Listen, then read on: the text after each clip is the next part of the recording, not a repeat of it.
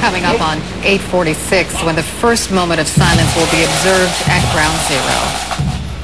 This is that marks, of course, the time when the first aircraft hit the World Trade Center 8 years ago, American Airlines Flight 11. What you're watching right now, on the left side of the screen is the World Trade Center, Ground Zero. On the right side, it's the White House. There will be moments of silence observed at both of these places. Right now, this is the Fire Department of New York Pipe and Drum Band and the presentation of the flag that flew at Ground Zero at the World Trade Center the day of the attacks. Let's watch.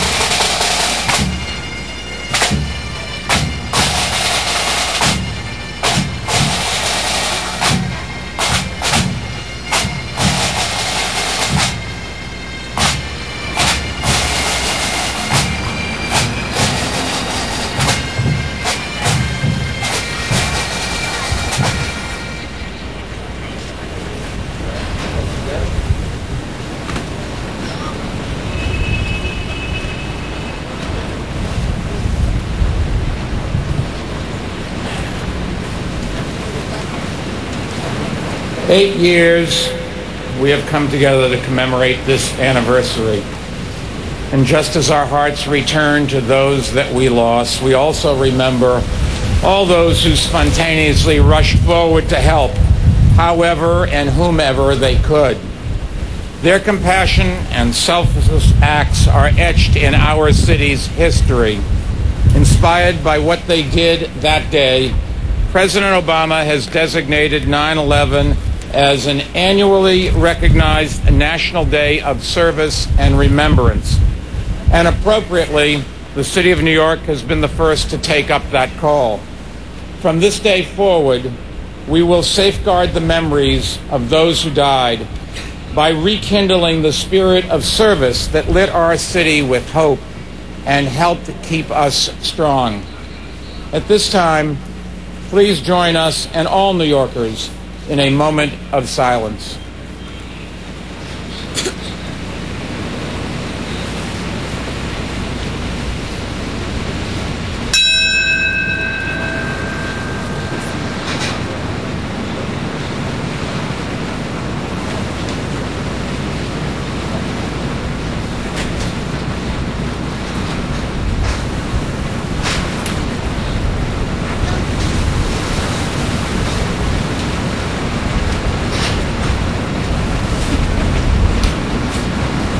Eight years ago, countless people played a part in history by doing something to help another person, probably someone they didn't even know. No one stopped to ask, if I can only do a little, should I bother doing anything at all? Each act was a link in a continuous chain that stopped us from falling into cynicism and despair.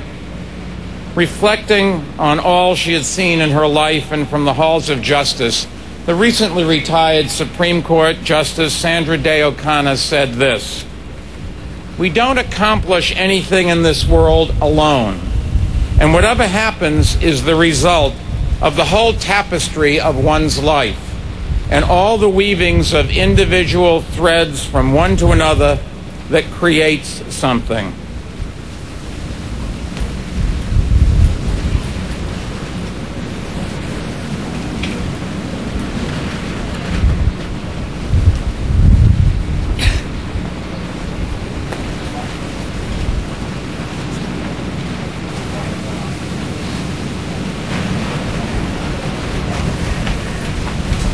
My name is Jay Winnick. My brother Glenn was a partner at the law firm Holland & Knight, located just a few blocks from where we're standing. He was also a longtime volunteer firefighter and an EMT in our hometown of Jericho, New York. When the towers were hit, Glenn's instinct was to race from his place of safety toward the South Tower, toward the Inferno, and the people in danger. He died when the South Tower collapsed. My little brother is my greatest hero, not just for the way he died, but for the way he lived. With acts large and small, Glenn always tried to help people, usually people he didn't even know. And like all firefighters, EMTs, and cops, he ran toward those in peril to still their fears, to protect them from harm. Glenn died as he had lived, with purpose to his life, with a joy in connecting to people and the world he lived in. What he did here inspired many of us to create a living legacy in honor of those who perished, an organization we call My Good Deed, which encourages people to help others in need each 9/11. We're honored to play a part in making today a National Day of Service and Remembrance. One of the ancient Greeks wrote, "What you leave behind is not what is engraved in stone monuments, but what is woven into the lives of others." Glenn, we know that the bright light of your life is woven not only into our memories, but into the lives of countless others, illuminating the world with hope, one person, one good deed at a time.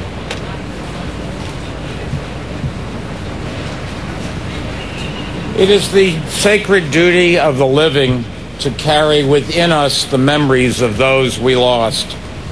And while there is pain in remembering the loss, there is sweetness in remembering their lives. Today, once again, names of those who died will be read by their families.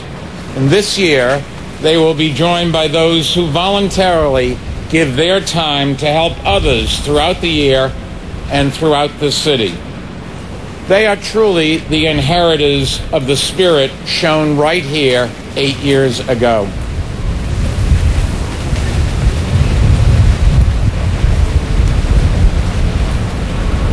Gordon M. Hamath Jr., Ed Elmiro Abad, Maria Rose Abad, Andrew Anthony Abate, Vincent Abate, Lawrence Christopher Abel,